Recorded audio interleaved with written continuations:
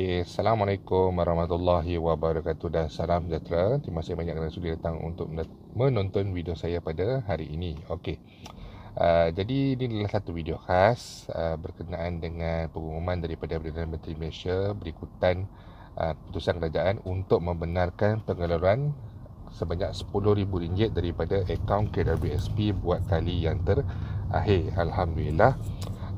Selama tempoh 8 bulan sejak daripada bulan Jun, hujung bulan Jun tahun 2021 sehinggalah ke hari ini kita memperjuangkan untuk tuntutan air citra sebanyak RM10,000 dan akhirnya Alhamdulillah pada hari ini ianya telah pun diumumkan dan diluluskan. Cuma masih lagi kita menanti perincian bagi pengeluaran ini untuk tentang macam mana pelaksanaan dia, kaedah permohonan dan juga perkara-perkara yang lain. Okey, itu yang pertama. Yang keduanya adalah hari ini bersempena dengan pengumuman tersebut, saya mendapat banyak persoalan, puluhan persoalan sebenarnya. Tapi persoalan yang lebih menarik perhatian saya adalah berkenaan dengan syarat untuk pengeluaran. Ini adalah satu perkara yang saya sangat bimbangkan daripada awal lagi jika pengeluaran ini dibenarkan, kerana saya bimbang jika pengeluaran ini diletakkan bersyarat seperti pengeluaran air sinar pada mula-mula dahulu. Sudah tentunya tujuan ataupun matlamat asal dibenarkan pengeluaran ini bagi membantu pencarum di luar sana yang terkesan, sudah tentu dia punya matlamat dia tidak akan tercapai pada kadar yang sepatutnya.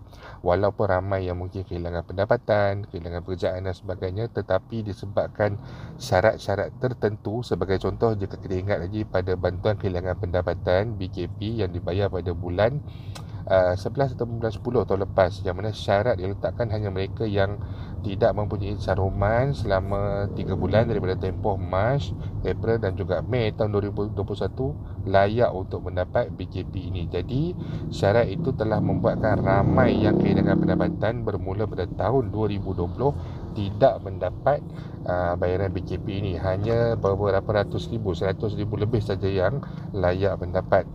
Jadi ramai yang bimbang. Saya juga bimbang jika diadakan sebarang syarat bagi pengeluaran ini, kerana sudah tentu pencarum tidak mahukan sebarang syarat yang menyusahkan. Setakat kalau kata syarat caruman dimasukkan balik ke dalam akaun 1 ataupun syarat pengeluaran harus menggunakan akaun 1 ataupun akaun 2, itu adalah perkara yang kita boleh terima. Tetapi jika syarat yang menghalang mana-mana pencarum yang ingin mengeluarkan wang daripada akaun KWSP mereka, itu adalah satu perkara yang paling pencarum tidak ingini.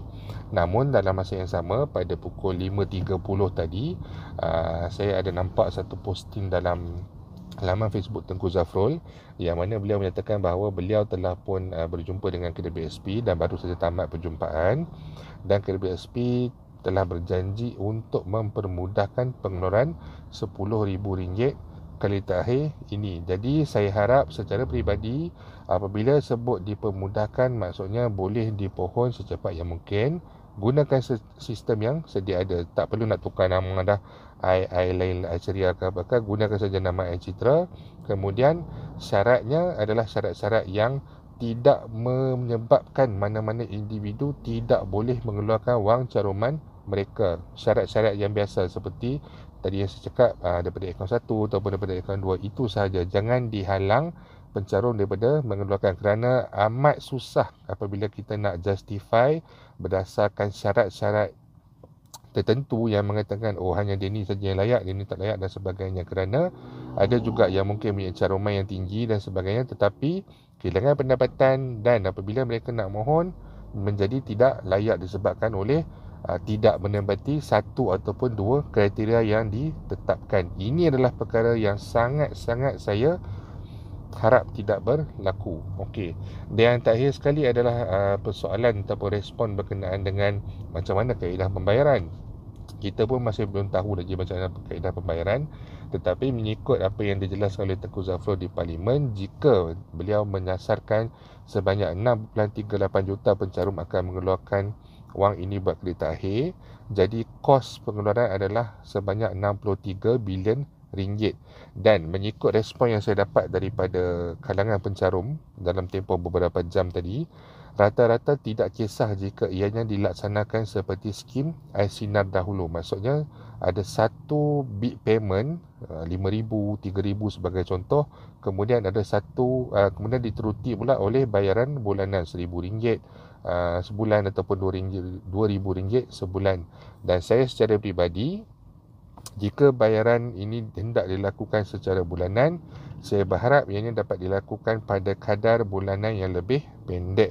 Mungkin sekitar 3 ataupun 4 bulan. Kalau kata 3 bulan, bulan pertama RM5,000, bulan kedua RM2,500 dan bulan ketiga, bulan terakhir adalah RM2,500. Jadi cukup RM10,000. Jadi saya harap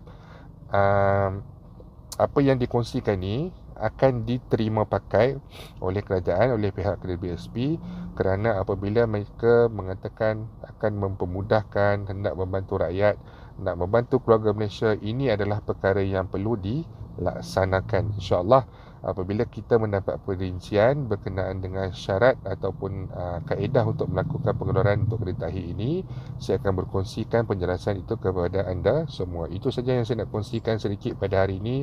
InsyaAllah kita akan berjumpa lagi. Jangan lupa untuk share, jangan lupa untuk subscribe. Assalamualaikum warahmatullahi wabarakatuh.